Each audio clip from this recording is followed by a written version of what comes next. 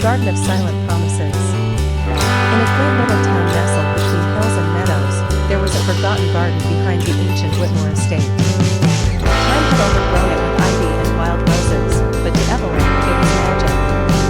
It was where she first met Lucas. Evelyn was a quiet soul, an artist who had just moved into town after inheriting her late grandmother's cottage. Lucas was a local carpenter, known for restoring old houses and forgotten places. When Evelyn hired him to fix the cottage's creaking floorboards, she didn't expect that his warm smile and quiet charm would stir something in her heart. They met under ordinary skies, measuring wood, choosing paints, drinking coffee under the old oak in the backyard. But it was in the garden of the abandoned estate where their story truly began. Lucas had once wandered there as a child and remembered a time when he moved with life. One autumn afternoon, he asked Evelyn if she wanted to see something special. Curiosity led her to follow him through rusted gates into a world the town had forgotten. The garden was a mess of brambles and broken fences, but Evelyn saw it through different eyes. "This place still breathes," she said, her voice soft. Lucas turned to her and smiled. "Then maybe we can help it breathe again." And so they did. Every weekend, they came back with gloves and tools, pruning vines, planting seeds, repainting old benches. They didn't speak much while working. But in the silence, glances were exchanged. In the gentle brushing of hands while planting flowers, unspoken emotions grew. Months passed, and winter came. The garden slept under snow, and Evelyn found herself longing for snow, not for the flowers, but for the way Lucas looked at her under the sun in the night. One day in late February, Lucas brought her a small wooden box. Inside it was a hand-carved key and a note. For when the garden is ready, and if your heart is too. It took Evelyn a week to understand what it meant. She wandered the garden, now waking from winter, and realized she wasn't afraid to feel anymore. On the first day of spring, she brought him a letter. It wasn't poetic, just simple truths. "You made forgotten places beautiful again. Not just the garden. My heart too." They kissed that morning beneath the same oak tree where they first shared coffee. Years passed, and the garden thrived. They married in its center, under an arch of roses they planted together. People came from across town to admire it, not knowing that each flower carried a memory, a laugh, a secret, a quiet promise. Even in old age, they visited often, sitting on the same bench, hands entwined. And when Evelyn passed away one golden autumn morning, Lucas planted a white rose where she used to sit. He never remarried. Instead, he returned each day to the garden, whispering to the wind stories only she would understand. And when he was gone, the garden remained silent, but forever blooming with love. The light between two shores. On the misty coast of Cornwall, where the cliffs met the sea in a thunderous embrace, lived a lighthouse keeper named Elias. He was a quiet man, solitary and steady, known in the nearby village for his devotion to the sea and the guiding light he kept burning through every storm. Every evening, as the sun dipped into the waves, Elias would light the beacon, casting its glow across the darkening water. Across the sea, in a sleepy French village on the coast of Brittany, lived a woman named Claire. She was a painter, known for her delicate seascapes that captured the restless soul of the ocean.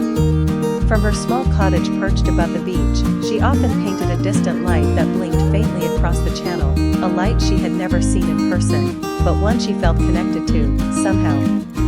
She called it her star on the sea. Years passed. Elias tended the light. Claire painted the sea. They did not know each other's names, nor that they existed in the same world except through that one flickering connection, a beacon across the vast water. One autumn, Claire decided to travel. Her soul longed for something more than canvas and tide. She boarded a ferry to England, not knowing what she sought. The winds were wild that day, and the sea was unforgiving. A storm rolled in, faster than expected, and the ferry was forced to anchor near the shore for safety. In the distance, through the lashing rain, Claire saw the light.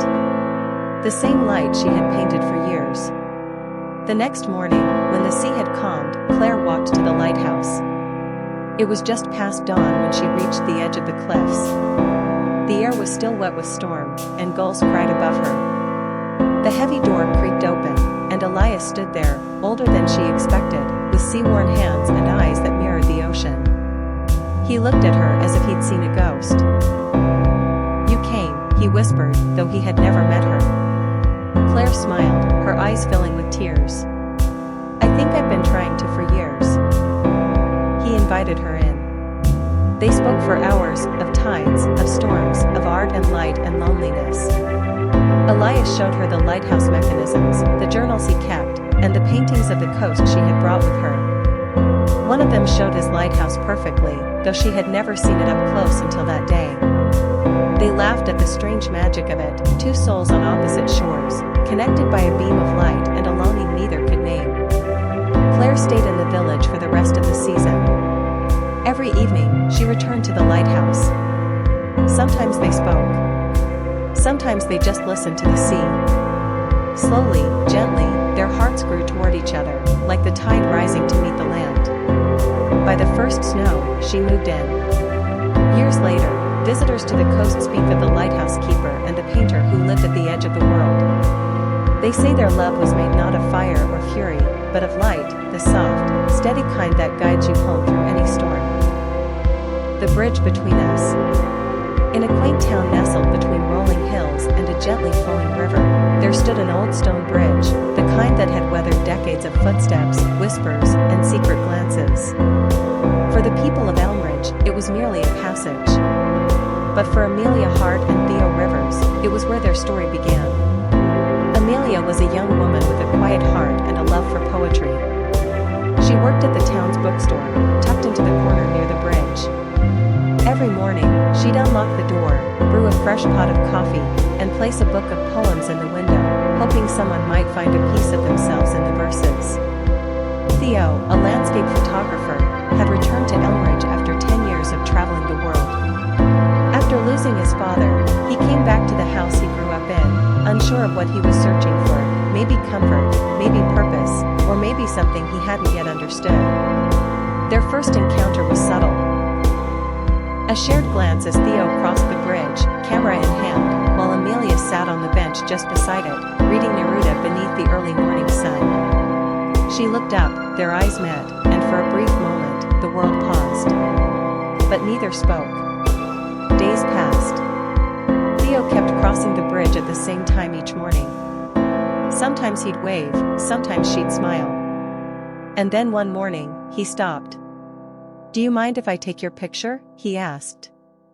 Amelia blinked, surprised. "Why me?" Theo shrugged. "You look like a poem waiting to be read." She laughed, a soft, sincere sound. "Only if you let me take a look at your photos." That marked the beginning. They started meeting at the bridge every morning. He would bring photographs, dew on petals, fog curling over the river, the golden light hitting rooftops at dawn. She would bring poems, handwritten, sometimes her own, sometimes from others. They traded images and words like secrets, slowly stitching their souls together with each exchange. Winter came, cloaking Elmridge in quiet snow. One morning, Theo didn't show up.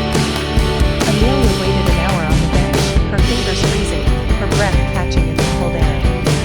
She felt foolish for how much it hurt. The next day, she returned, and he still wasn't there. A week later, a note arrived at the bookstore. It was from Theo, written in his uneven handwriting. "I didn't mean to disappear. My mother fell ill, and I had to take her to the city. But not a day has passed without thinking of that bridge, or of you. If you'll still have me, meet me there when the snow melts." Spring crept in, and the bridge thawed. On the first warm morning, Amelia stood at her usual spot, heart pounding. Theo arrived, hair tousled, camera slung over his shoulder, and his smile, that familiar, soul-deep smile, blooming. Without a word, he took her hand.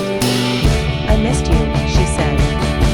"I missed myself when I was away from you," he replied. From then on, they became inseparable.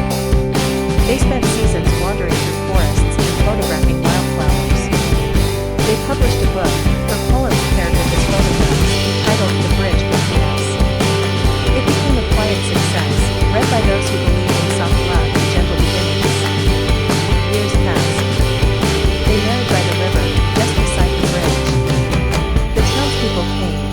wildflower petals as Amelia walked across it in a flowing white dress, Theo waiting at the other side with tears in his eyes. They grew old together in that little town. And every morning, no matter the season, they still met on the bridge. Sometimes with a book, sometimes with a photograph, but always with love. Because for them, that bridge wasn't just stone and history. It was a beginning,